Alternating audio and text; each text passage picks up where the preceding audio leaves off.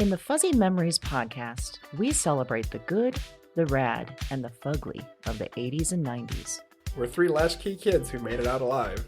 And in each episode, we break down all the culture that popped, 1 year at a time. Whether it's the birth of legends... I'm Lyme disease free today, and I have Whitney Houston and MTV to thank. Or audacious moves. Imagine also the poor Golden Gate Bridge. You turn 75 and people have a party on you. Yep. I don't want that. Or even confusing PSAs. And the stop, drop, and roll. I mean, I assumed Yes. as an adult I would catch on fire weekly. All the time! We've got a take that will make you laugh. We've also got thoughts on all sorts of random phenomena and the most unmitigated of golf. Why sharks can't be trusted, people can't be trusted, and rivers can't be trusted. It's collusion. Of the highest degree. Uh-huh. You were counseling me to start my remarks with, first of all, bitch. Everyone in that room would have snapped to attention. It's going to be basically coffee lids, shark revenge, and then maybe like Matt Getz. God, we need to do something about him. Join us every other Wednesday to celebrate the hits, the misses, and the misfits of the weirdest decades. If I could tell my 14-year-old self from 1990 that I would be eating in a cheesecake factory in Beverly Hills. I'd be like, we did it. We did it, Joe. We did it. Listen and subscribe to Fuzzy Memories on Apple Podcasts, Spotify, and your favorite podcast platform.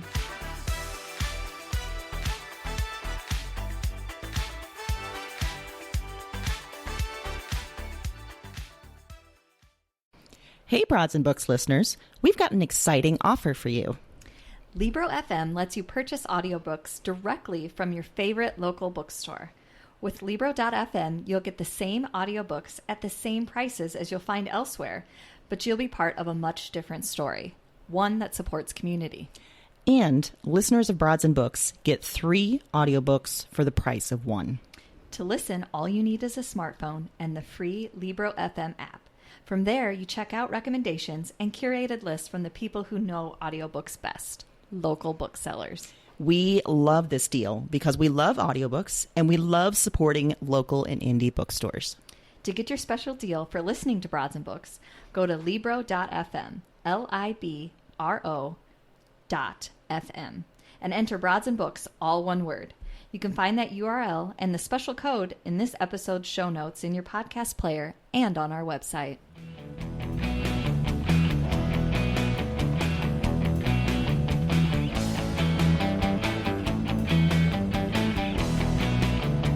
Hello and welcome to Broads and Books. I'm Amy. And I'm Erin, and this is a special Broads and Books bonus episode. We have talked to some incredible authors in the last few months, Erin. We have. This bonus series has been the most fun. We learn all kinds of surprising things about our favorite authors, our favorite books. We get to see them. Get to see their faces. That's been a super cool little addition Yeah. on Zoom. Before we were just listening to them. Which was great too. But Yes. Wow. It's wonderful. So today on the Broads Talk Books With, we've got Jeannie Vanasco. I recommended her book, Things We Didn't Talk About When I Was a Girl, in episode 46. We got Jeannie on Zoom, and the conversation was one of those that really just could have gone on forever. Yeah, it really could. Yes, I could have stayed on for days. Maybe that's what we do with our authors going forward, is just keep a continual Zoom on, just all day long, just checking in. Yes. They wouldn't find that No, I intrusive, think right? that'd be fine. Like, if you agree what you're going to do, it's just like a 48-hour Zoom marathon with us. We want to see everything. We want to see your daily life, all of it. Every part. Well, we didn't do that, but Jeannie revealed a lot about her reading adolescence, talked to us about badass old cats, which you know I love, Yes. and shared crazy stories of some of the fan interactions she's had. You can find all of the books that Jeannie mentions in the show notes on your podcast player and on our website. Just take our word for it. Yeah. Go put them all on your TBR pile. For sure. We did. We did. They're all there. Yeah. A few more isn't going to hurt. Nope, sure not. And now, here's our interview with Jeannie Vanasco.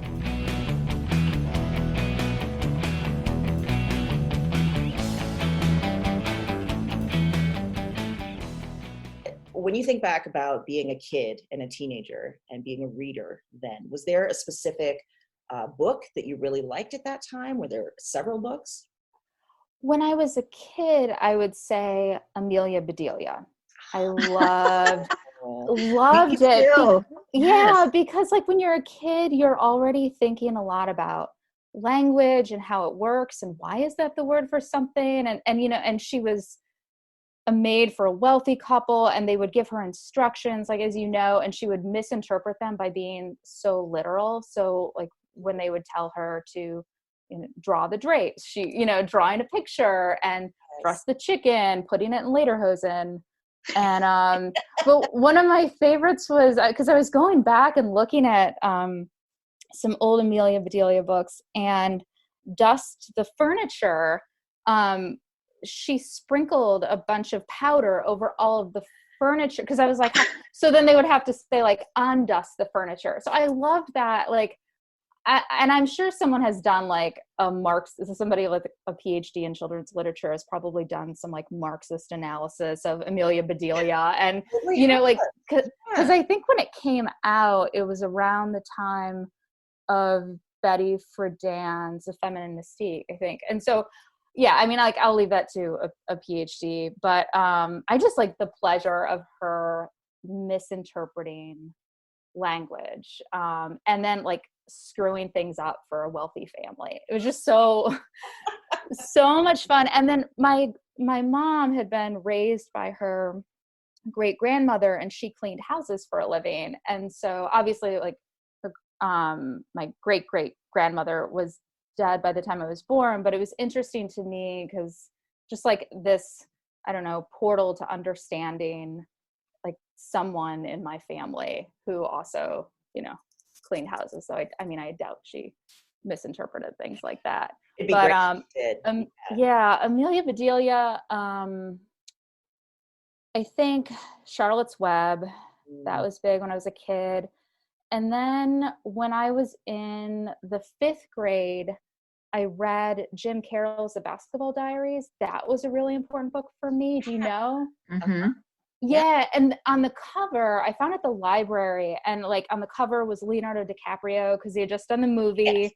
And I felt it gave me credit with the girls in my class who all had crushes on like Leonardo DiCaprio. And meanwhile, like I had crushes on like comedians. So, and I like loved the show Taxi back. So I like not like I would have like told anyone, but I mean like Danny DeVito, like, Chris Farley. Like when I think back, David Spade were like my childhood crushes, but like Leonardo DiCaprio was who all the other girls liked. So it's like, oh, they'd see me reading it, and I seemed like I shared similar interests. But that was, I mean, it was the first time I'd read a book where it's like a teenage Catholic school kid who's, I mean, playing basketball and writing poems, but also like doing heroin. And it was just so, and the voice was so raw. That was probably one of my favorite books in grade school.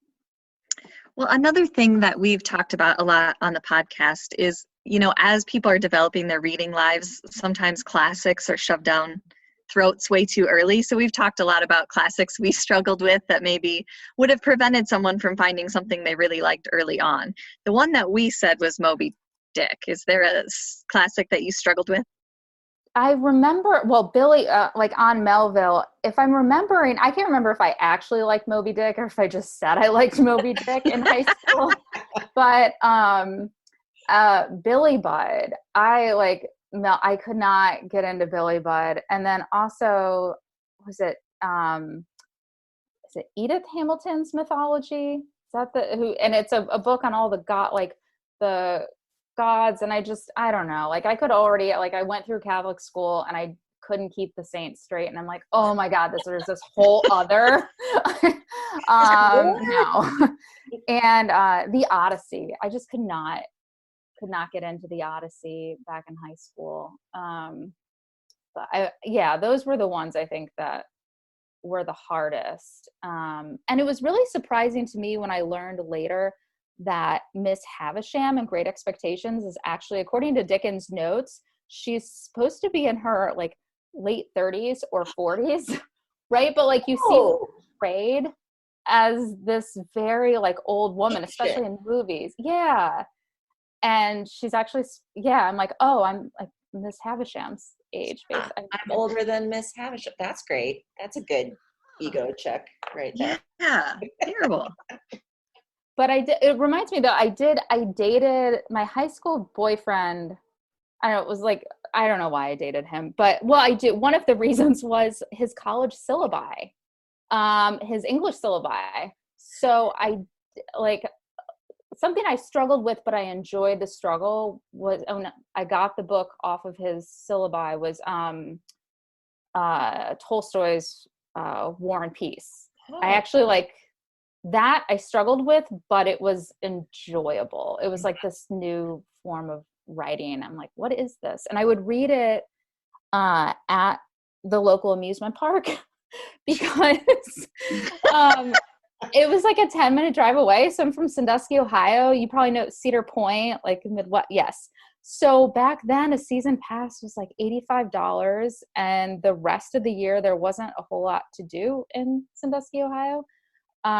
So I would go there and read, and my friends would see me who worked there and they're like, it's like you're deliberately trying not to have fun. Like I'm reading Tolstoy at the amusement park on the grassy knoll, but like that's where like all the stoners hung out and they never bothered me. So it was just, I don't know. It was like, I enjoyed reading at the amusement park. I like that. I think I would have liked that a lot more than the actual amusement park. Totally. Yeah. I mean, how many times can you ride the same roller coaster? I would ask my friends, but I can reread a book. Like, I feel like you can't read a book only once if you love it. Mm-hmm. But a roller coaster, I mean, eventually it just gets boring. Yeah. You know what's going to happen. Did you have either in your teens or a little later, did you have any books that you particularly remember reading and then thinking like, I can do this, I want to be a writer? I don't know. I don't think I had the feeling like I can do this, but Hemingway was someone I liked when I was younger. I did like Hemingway in high school. But one of my favorite books in high school was Lolita. And so like reading that, I'm like, oh, I can't do this. But the pleasure in language and the fact that like how he handles the narration, where early on he says, you can always count on a murderer for a fancy prose style. So like, like he's taking you in and he's seducing you with language, and which is why it's ridiculous that people would like, I can't remember which magazine called it like the greatest love story for our time. It's like, no, it's not a love story. But I love that book. And I remember it was like the first time I was driving out of town. I wasn't supposed to, and I was in my 85 LeBaron, and I didn't want to take myself away from Lolita. So I got the book on tape where Jeremy Irons is reading it. Oh, wow. And it's so good. And I drove off the road. I mean, I was fine, but it was like Ohio, like a lot of cornfields. And I like got into a ditch, and it was so cartoonish because there were these like farm boys who ran over and helped push the car back onto the road. So I didn't listen to book on tape after that. But Lolita was just like, oh, that blew me away. Hemingway, I felt like I read it, and not to say that what he was doing was easy, but it was one of those instances where you read it and you're like, oh, I can like this plain style, I can imitate this like that. And so that, for as problematic and as Hemingway is, I think he was one of my, it's so I wasn't going to mention this. It's too embarrassing. But in 8th grade, I remembered signing my notes to friends like Mrs. Hemingway. But I think it was like maybe the future Mrs. Hemingway. I mean, I knew he was dead, but I don't know. It's like so pretentious, but also like weird. I don't think like my partner, Chris, even knows that I did that. But yes, that's what I really did love Hemingway early on. We're getting a very clear picture of you. Amusement park, Tolstoy at the amusement park, car accident, listening to Nabokov. Yeah, it's whatever. We love it. How many books would you say are on your to be read pile now? And are there a few that you could share that you're excited to get to? Yeah, I know, like the to be read pile, it's like ever growing. Some of them, let's see, I have it nearby, like Fran Ross's Oreo, which New Directions reissued. Mira Jacobs' Good Talk, which I know, yes. Amy Jo Burns's Shiner. Percival Everett's Telephone. I don't know which version I got. You know, the Grey Wolf released, there are like 3 different, slightly different versions. I don't know which one I have, but I'm excited to read that. And then this one, Indelicacy, Amina Kane. I don't know, it just came out. Cool. And I was at a event, Kate Zambrano and Rachel Syme were doing at the Center for Fiction. Well, at the event, I was on the call, like as a, sitting in, and I saw she was one of the people logged in, and I had been meaning to read it. So I looked at the first page yesterday. I'm like, oh, I'll get to this. Like I was reading another book, and then I couldn't put it down, and I'm now like 95 pages in, and it's so good. And somebody else who was on that, this isn't TBR, but who was in that at that event was Rebecca Godfrey. And I think Mona Awad mentions in her interview with you The Torn Skirt, which I love. The Torn Skirt. Oh my gosh. That is like one of my favorite novels. And I recently read Rebecca Godfrey's, the book about Under the Bridge, I think. I don't know if I have. Yeah, Under the Bridge. It's a nonfiction book about this murder that happens that these teenage girls commit. It's like really well done. It's true. I mean, it's nonfiction, but The Torn Skirt's amazing. But do you have them all like stack? I see you're sort of looking. Do you have like a stack of? I have a stack here, and then I have a bunch of. I mean, like I have also like I'll start reading them. And I feel like I have books you can't see, but they're like pitched like tents all over my home office.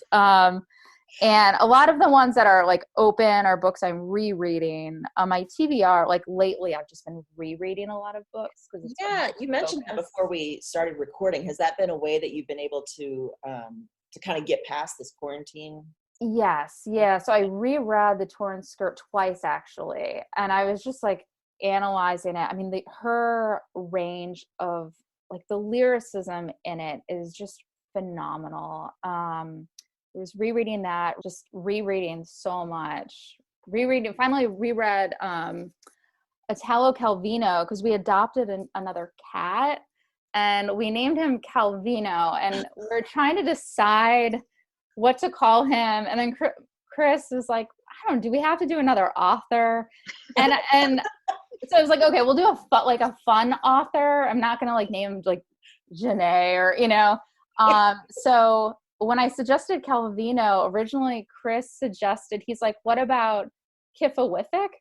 The narrator of Cosmic Comics, but it's spelled like QWF, like Kifo, and then WQ.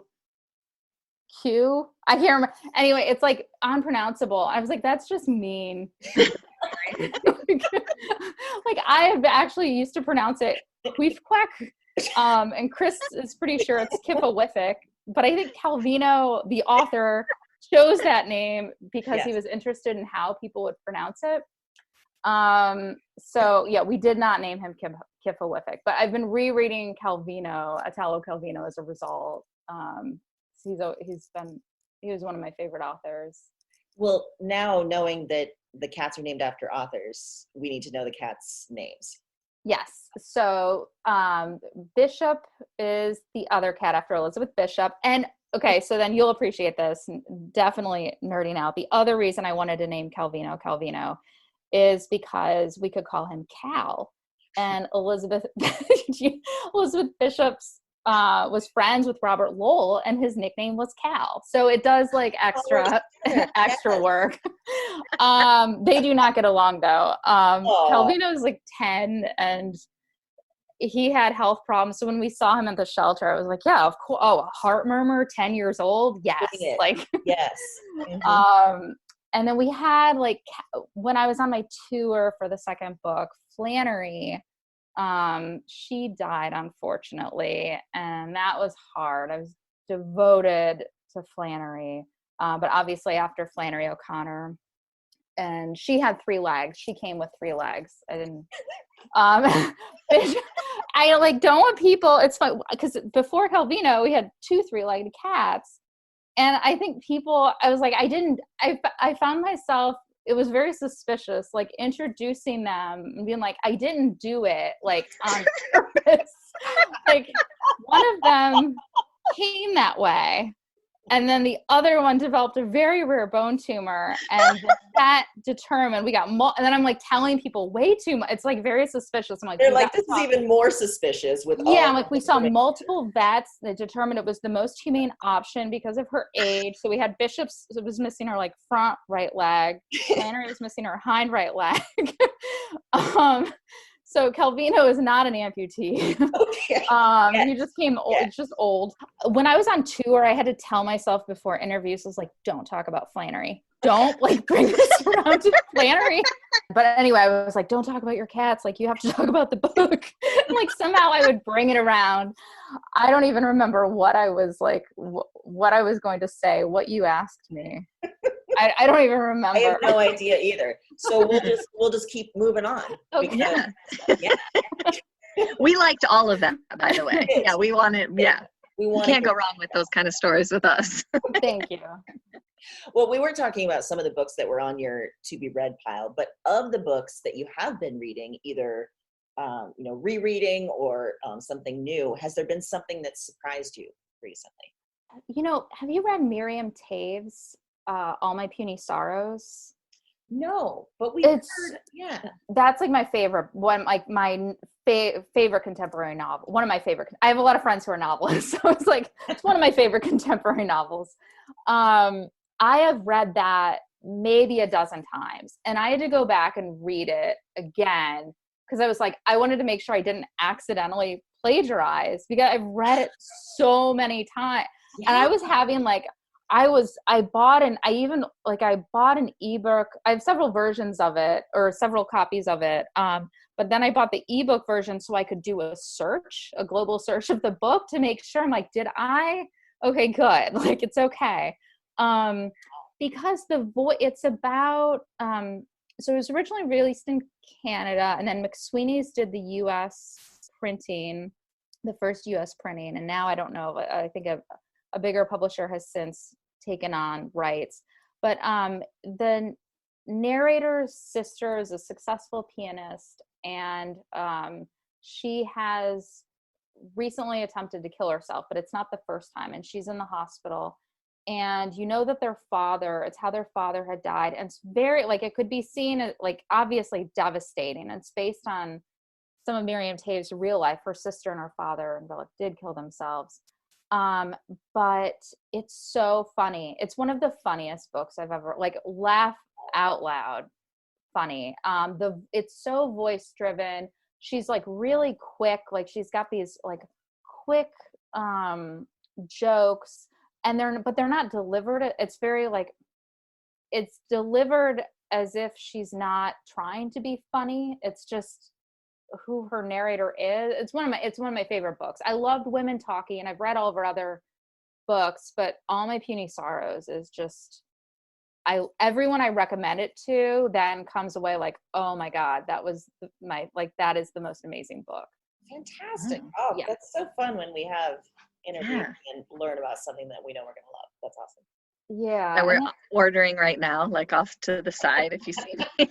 So, oh my God, it's so good. And then Betsy Bonner, it doesn't come out till the fall. Betsy Bonner's The Book of Atlantis Black. We share an editor. And I read that in a day, didn't want to stop. So suspenseful.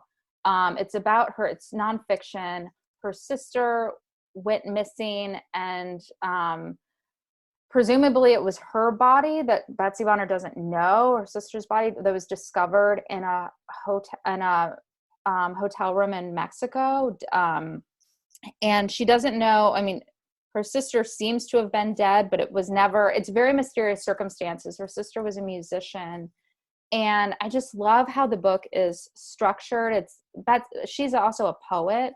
And so there's a very, like, while the language is very straightforward, there's a lyricism in how she builds out the details and how she builds the structure, where there are like shorter chapters with like one sentence lines of interviews her sister gave to, like, on this documentary. It's like so good. It comes out with Tin House in August. Oh, cool. Okay. Sounds amazing. That definitely surprised me. Yeah, I don't know. I mean, it's so many, like so many. I could keep going. Like Oh, yeah, we hear you for sure. Well, you mentioned that you have a few friends that are authors and novelists. How do you find your book recommendations normally? Definitely my friends. My friend Jung Yoon, who wrote this great novel, Shelter, and her next book, I think it's going to come out next year. Obviously, the pandemic is throwing stuff off. Yeah. But she had recommended Samantha Hunt's story collection, but I haven't read it yet. It's another on my TBR. But I love The Seas. And that was great. Independent booksellers, definitely. I feel like my wardrobe while in pandemic, obviously no bra, but like, why? But t-shirts from bookstores that I've visited, because you can only get so many books back into your luggage. Yes. So like I would get shirts and tote bags, like the swag from the stores, like I'm wearing Madison Street books. And the bookseller there, Javier Ramirez, I love his recommendations. Betsy's memoir was one of them. And then Jamie Thomas at Women and Children First. She's like great with book recommendations. So I don't know about you guys, but that's one thing I miss so much right now is A, going to the library, and B, going to like our favorite bookstore. I just miss it so much. I really miss it. And I was actually thinking about it with, because of Percival Everett's telephone, because I don't know which one I got. And like, I want to get all three versions, but you don't know, like you can't choose. But yeah, I miss just like opening a book in a store and like starting to read it. And I'm like really annoying and probably in bookstores, though I find booksellers appreciate it, because I'll go and like try to hand sell copies of books myself. I'll see someone looking. Like I did that for Heather Crystal's The Crying Book. Like someone just picks up a book. I'm like, oh my gosh, like have you read that? And like get really excited about it. So I try and do that when I can. But like hype man at the indie bookstore. Yes. Yeah.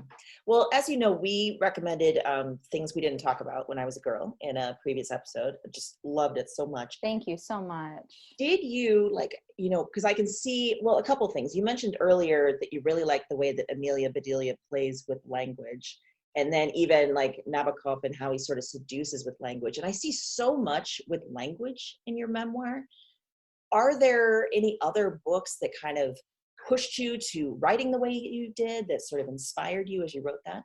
That's interesting. I love that I'm now thinking about my book in the context with Amelia Bedelia. I mean, thinking about like the way that you define sexual assault, playing with it, all of that. Yeah, I mean, I think like in terms of voice-driven literature, probably like poetry, like that pressure on language that originally, like I went to college originally to study journalism, and then I went to Northwestern for undergrad, and I did their creative writing program in undergrad. You do the year-long sequence. At that point, they only had poetry, and then they had fiction. And you could do it your junior year. And so I did poetry then, and then I did fiction the senior year. And my focus on poetry really helped me think about, like the etymology, like what's the history of a word? What are like I don't know what I guess Emerson would call like fossil poetry, like the poetry that's inherent in the history of a word. I think definitely there are certain poets who also affected how I wrote, like having like that layer of meta narrative. Because I think about in a lot of poetry that I love, it refers to itself, like the writing process.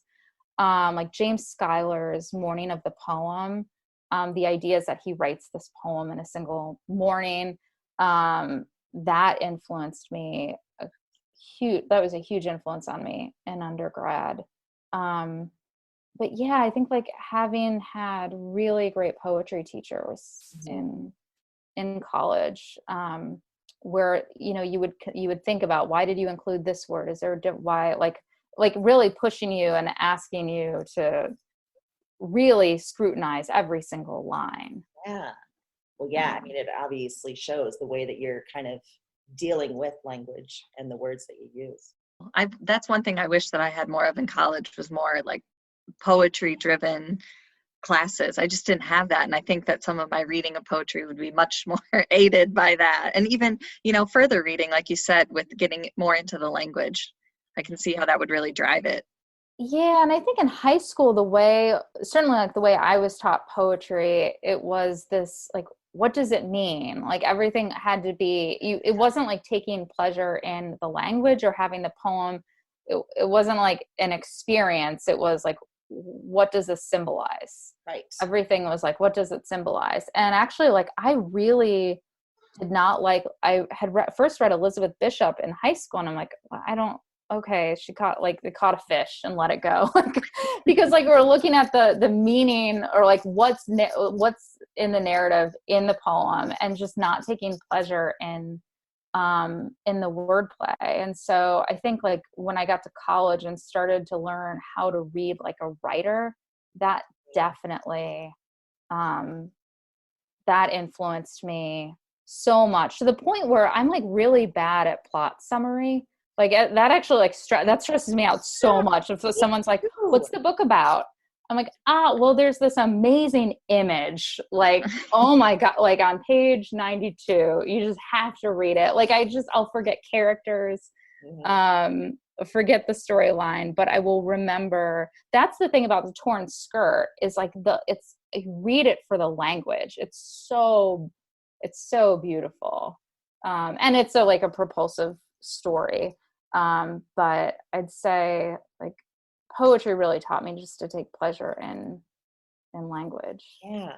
Well, you mentioned earlier that you had been on some book tours, and we like to ask, what is your most memorable fan interaction, whether that was weird or funny or touching or crazy? I would say, well, I received a lot of, not on the tour per se, I received a lot of letters from prisoners, like a lot. Oh. Really, and they're like long letters, but they were coming to my university address. And on the outside of the envelope, it's stamped like sent from a correctional facility. So I don't know what like the administrative assistant was thinking, like, what is Jeannie like corresponding with all of these prisoners? Oh my God. But so that was weird. Like, and they were men who were imprisoned for sexual assault, and they're telling me that they read my book, and that they're like, it was really important for them to understand how much like it can have a lasting effect on a survivor. So that was really fascinating. And they like, one of the guys who wrote to me said he was passing it around in the prison. So I was like, I don't like, cool. Like, I'm glad. Wow. So, I mean, I never wrote back. I didn't want to start that up. Yeah, that's a good move. Yeah. And then a lot of like younger women have come up to talk to me at readings. And then it's cute, like when they've also read The Glass Eye, and then they're really excited, but then they start to tell me everything they know about me. And I'm like, yeah, but you don't know my social security number. Like, there's certain things, because they just go through a list of, I don't know, it's to like prove they read everything. But that's always a little bit weird, because then I don't know what to say after that. Like, I don't know how to follow that. Erin and I have often wondered what that must be like for memoir writers, to have like people who maybe identify with you and maybe put some things on you that you're not really ready to accept. And that, yeah, it seems like it could be a lot. Yeah. And I received it for a while. I took my email address off my website. And then also I had the university remove it from my faculty page, because early on I had gotten some hate mail, and for the second book, and it was from people who had said they hadn't read the book. They're like, I don't need to read the book to know you're a terrible person. I can't believe you did this. It made me laugh though. Like more than one person was like, I hope you make a lot of money from it. I was like, You don't know the writing world, really. But, Wow. yeah. no, like, yeah, clearly, like I'm publishing it with an independent press based in Portland, Oregon, because I'm trying to make so much money. And I wrote it layered with a meta narrative. I've gotten more like nice messages by far, but you know, the negative ones stay in your head. And so, but I got one during after the pandemic started, and I feel like that, you know, like The Good Place. Did you watch The Good Place? Yeah. You know, you get so many, like you lose so many points. And I'm like, you just lost a shitload of points. Like, So many points. So many. you emailed an author who, I mean, not trying to get a pass because of what I wrote about, but to like go out of your way during a pandemic when everyone's stressed out. Even the people who believe it's a hoax are stressed out. And to tell someone that she's a horrible person because that was upsetting. I mean, I actually replied, but I said I was nice in the reply, and then I showed it to Chris, and he's like, "Oh, she's gonna feel so bad." I was like, "Oh, I wasn't trying to make her feel bad. Maybe she deserves that. Yeah, maybe she needed to. Yeah. Yeah, I mean, I'm grateful when someone reads the book, and I told her, like, even if because I understand reading's a commitment, and even if someone disagrees with me, like, that's okay. I appreciate that she gave it time. But what was interesting was she thought what she took away from the book was that I insulted Trump, and by like that I clearly, like, I should have focused on all these Democrats who've committed sexual assault or have been accused of it. And I'm like, no, I think we actually agree in some way that we both of us believe that regardless of political party, someone can be guilty of sexual assault. Like, it's not along partisan lines. And so, yeah, and she went on about like Trump is an excellent leader, and we are so lucky to have him. And I was like, oh God. Boy. Okay. And also missing the entire point of the book, but that's cool. Yeah. Whatever. Yeah, I just like I was like, wait, that's what you took from it? Yeah. I don't know. It's hard. Like, once the book is out there, you can't control how people read it. But Yeah. But man, that I don't think you could have predicted that one, no matter what.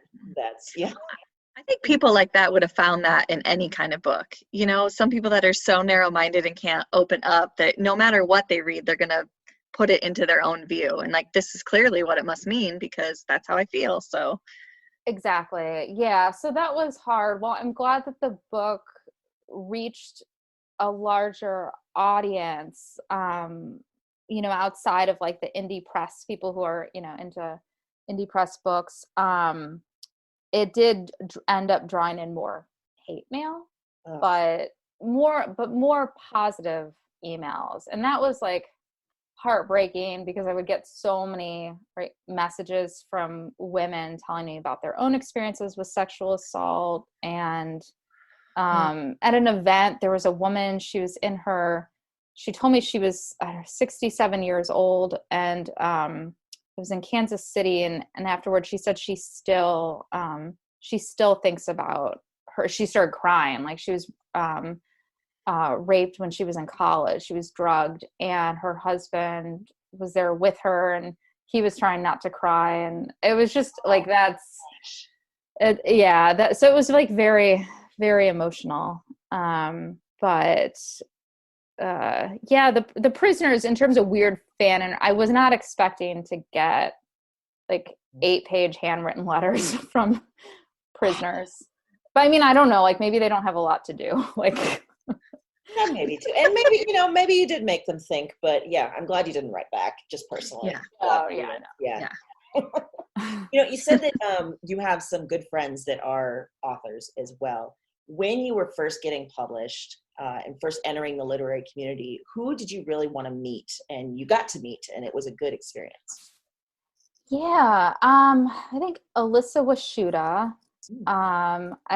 who wrote My Body is a Book of Rules. And I read an early look at her book, White Magic, that's coming out with Tin House. It's really good. So I met her and she was wonderful. In my graduate program, I was lucky enough, I studied with Katherine Harrison, who wrote The Kiss, which I love that book. And it's interesting because I know a lot of people who say they can't read it because of the subject matter. She has this incestuous relationship with her father, who she's been estranged from. But it's so beautiful. And she's like one of the most, I think like people expect her to be like really she's like one of the most stable people I've ever met. Like she's people don't expect it. I don't know. And she was just very kind, and she's very kind and funny and generous. Yeah, I feel like I've had mostly like positive experiences with writers I wanted to meet. Megan Steelstra, essayist, I met her. I was giving a reading at my alma mater before the book came out, and she came in the room, and I just like recognized her, and I was so embarrassed. I said very loudly, I was like, "Oh my gosh, is that Megan Steelstra?" And she like saw me and smiled and turned and like came over and sat with me, and she's so kind. It's always great when like the writers whose work you like also end up being, there have been times that it hasn't quite aligned. Sure. Yeah. But she's such a wonderful writer, very funny, and just a good human. Nice. Always great to hear. Yeah. Yeah, it is. How would you say your love or joy of reading has changed since you became a published author and writer? I think in some ways, I mean, I'm getting better at it, but it used to be I would read in a much more utilitarian way. Like, what can I like take from this? What can I steal and, like hide the evidence? Like, what can I like imitate or like take a technique from? And I used to read more in that vein after I published The Glass Eye. And now I'm like much looser. I just read at whatever. So it's gone back. I enjoy reading for the sake of reading in a way I did when I was a lot younger, before I like became a published author. So I'm less and less focusing on examining techniques I can take. But for a while there, I think I was just like so like must be productive. It's like so like I feel like a lot of people are feeling that pressure now under quarantine. It's like it feels so American to me, like must be productive, must like everything, must like self-improve. And I'm just trying to like be and enjoy reading. And how I know when I like really love a book is when I start reading it thinking like, what can I like, how can I take some like technique from this? And then I completely forget. And pretty soon I'm 100 pages in and it's like, I can immersed in the experience of reading. And that happens to me almost every time with reading All My Puny Sorrows. I'll start reading it thinking like, how did she get that relaxed voice? But it's like this beautiful writing, but it doesn't seem, it's not overwrought. How did she do that? And then pretty soon I'm just like page 200. That's so cool that you can reread it as many times as you have and you have the same. Yes. I would be like, I don't know what I would do if I met her. I would be, I don't know. She's like my, like, she's a huge writing crush for me. I would be so awkward. Fangirl hard. Well, what do you think, and maybe it's this book that you were just talking about, but what do you think is a book that you think everyone should read? Definitely like All My Puny Sorrows. But I understand, like, obviously, like, that could be difficult for anyone who there's a bookseller I know I've been emailing with her, and it's someone who she knows recently killed himself. And so obviously, like, I would not recommend All My Puny Sorrows. I really love Sophia Shalmiev's Mother Winter. I think one of your past guests mentioned Mother Winter, and I can't remember which one. but that is, oh my God. So, and I'm meeting, so Sophia is like, oh, she's a genius and she's so quick, so much energy, amazing. And my students list, I've assigned, this is the cool thing about being a professor is I get to make people read, right, what I want them to read. And so Mother Winter is like permanently parked on my nonfiction syllabi, and she's video chatted with my students like every semester. Oh, cool. And I have them listen to her interview with David Neiman on his Between the Covers podcast. And I really recommend it. She's just, you can see how like quick she is, how well read, just how much energy she has. But Mother Winter, it's really beautiful. Her mother, I realize I'm like mentioning all these books and then I don't provide context. I'm like, it's really beautiful. That's okay. But her mother, she was taken away from her mother when she was, I can't remember if it was like 12 years old from Russia. Her mother had been an alcoholic and her dad took her away and she never really got to say goodbye to her mother. And she was brought to the States, and it's her thinking about like, what does it mean to be motherless? And then she's a mother herself. And it's so beautifully lyric, and it's got this great 4-part structure that's not immediately obvious. It's not divided into 4 parts, but it's like when she's in Russia, then when she's in the United States, when she goes back to Russia to look for her mom, and then comes back to the United States. But and she was really happy. I know with the paperback, she got added to it. It's like Mother Winter, a feminist memoir.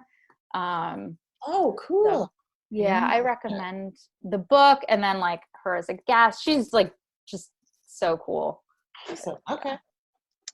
Okay, so at the end of, as you know, because you're awesome and listen to our podcast, at the end we like to talk about pop culture, give pop culture recommendations. So is there a pop culture item you're obsessed with right now? I'm rewatching like a lot of Parks and Rec. Like I've seen, I don't know how many times. Yes. That, right? I was really bummed. I did one of those internet quizzes. Like my friends sent me like some personality tests. Like we were all in a group chat.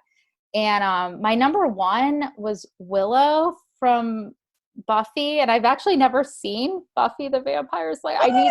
I know. But then I read a summary and I was like, oh no, like she's going to destroy the world. Like she does, yeah. I know. And so I was like, oh no. And Leslie Knope was my number 2, like a percentage point behind. My friends assured me, they're like, oh no, you got all good people. I only recognized Leslie Knope. I don't know who any of the other TV people were. But Leslie Knope is a great one to be in with. Yeah. Yeah. My students would call, like when I first started teaching, would like call me Leslie Knope because I always like had binder. Everything was like organized. I like binders. Very important. Yeah. So definitely like Parks and Rec. I've started I'm like rewatching a lot of stuff. Have you seen Nathan For You?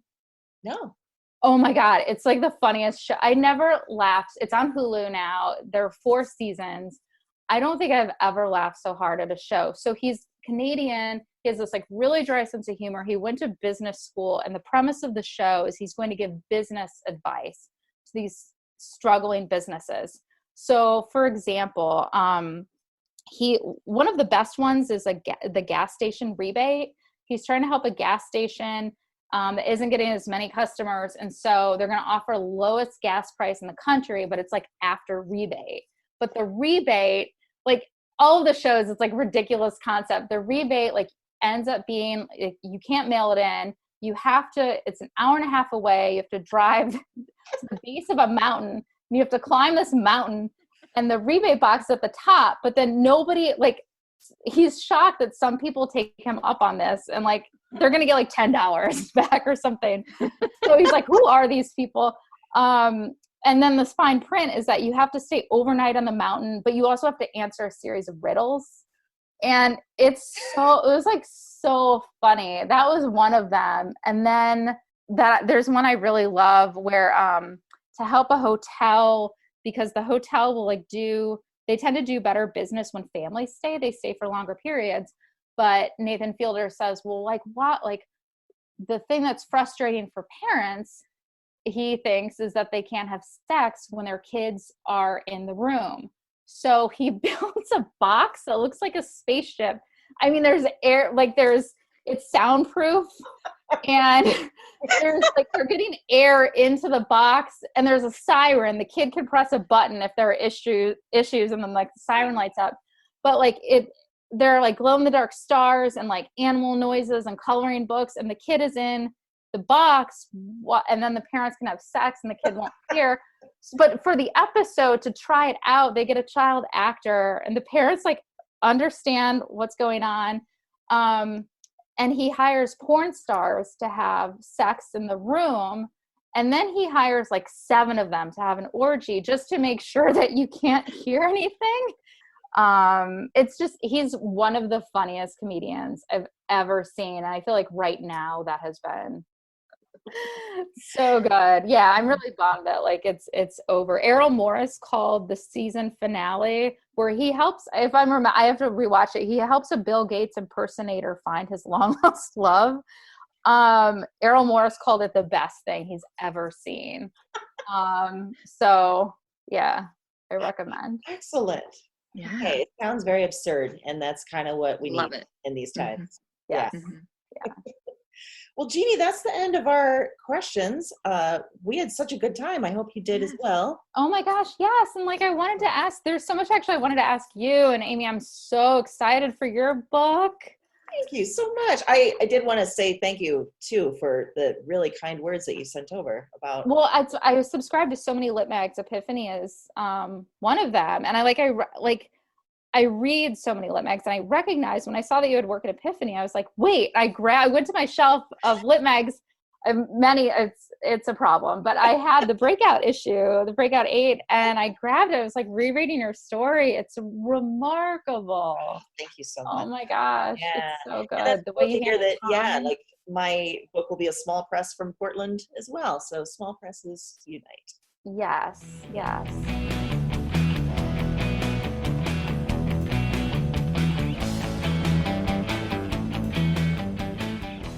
Erin, we just finished our conversation with Jeannie Vanasco. So great. Again, we could have stayed on all day. Yes. Yeah, I wish that we did. I wish we were just still on a Zoom call with her. I know. Yeah. It was really terrific. Yeah. What do you like about it? Well, one of the first things that I was very much relating to was when she was discussing how other girls her age had crushes on Leonardo DiCaprio, and she was all about the comedians, David Spade. You know, that's so the guys on Taxi. Yes, like, yeah. I can totally get on board with that. For 100%. sure. Yeah, I liked that. I also liked that she read War and Peace at Cedar Point Amusement Park because I just love that image of her, of just this big fat book in her hands. All the other youths are running around and going on roller coasters. Barf. Yeah. She wanted to read War and Peace. So great. Yeah. And which is a true testament to her storytelling ability, because also telling us that she drove off the road. Yes. Listening to Lolita as an audiobook with Jeremy Irons as the narrator is now something I'll never forget. Oh, well, yeah. I mean, I could see how that would happen. His voice is very intoxicating. Oh. Ooh. I like how You like did that? there. Yeah. You knew I was going to like our cat discussion, Yes. and that she names her cats after authors. I also, and you got quite a kick out of this. She's had 2 3-legged cats and feels like she has to explain that she didn't do it. I don't know why that struck me as so funny. I think because I could relate. Like, I would have that same. I could imagine that panic of being like, "No, like, I didn't do it. I had nothing to do with that No. missing leg, to be clear." And then just making it more awkward by insisting that For you had sure. nothing to do with it. Yeah.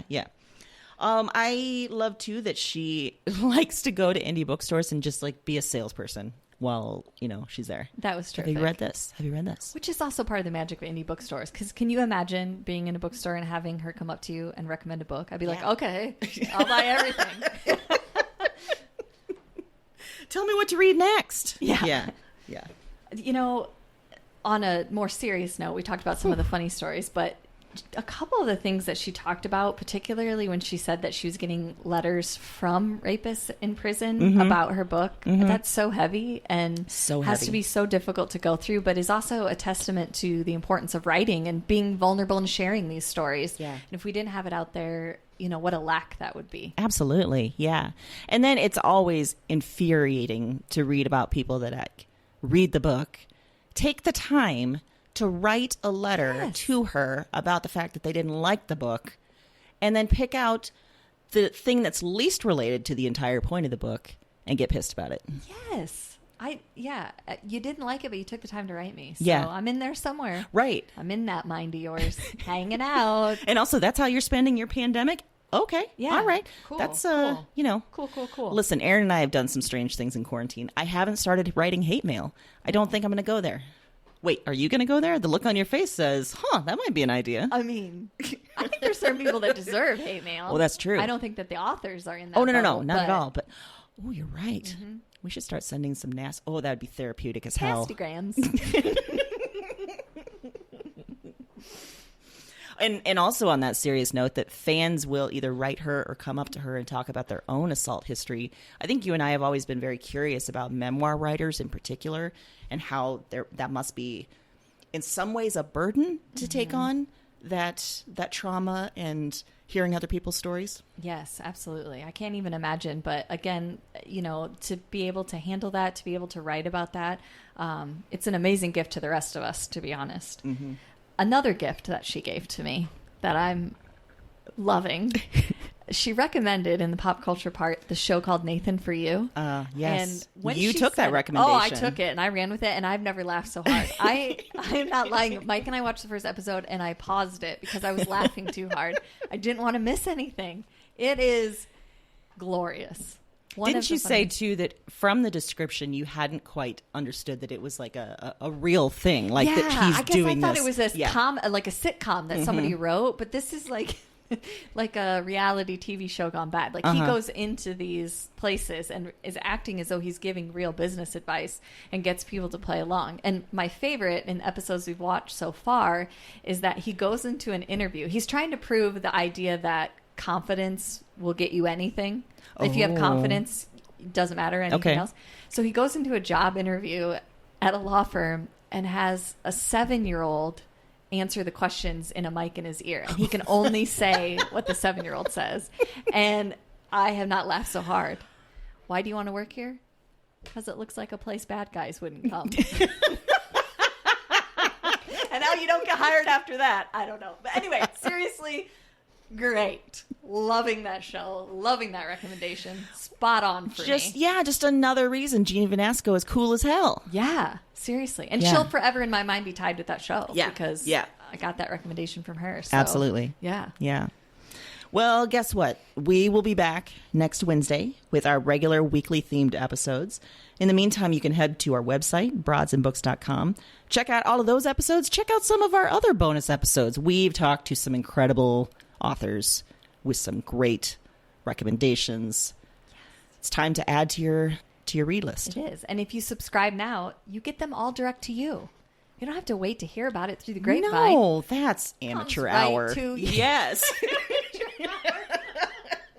Yeah, come on now. Freaking amateur hour. Yes. We're bringing you the literary big hitters. So subscribe. Get on it. Exactly. Happy reading.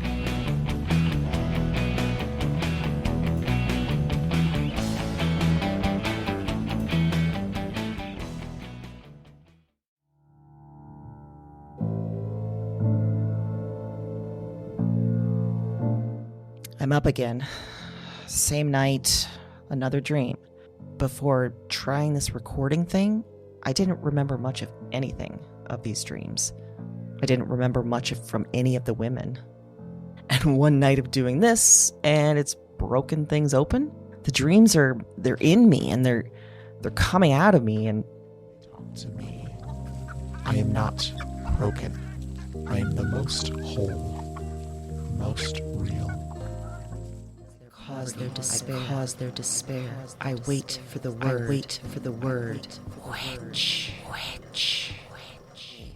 Look at the mad woman in her cage. She was a woman with holes inside her. That was the heaviest factor, the final evidence, the heart of the issue. Somehow, you understand this. You hear me. Wherever you are, whatever this is, you... This isn't a dream journal anymore. It's not. It's just fact. Because now this is some sort of record. What are these dreams? Maybe there's a better question. Who are these women?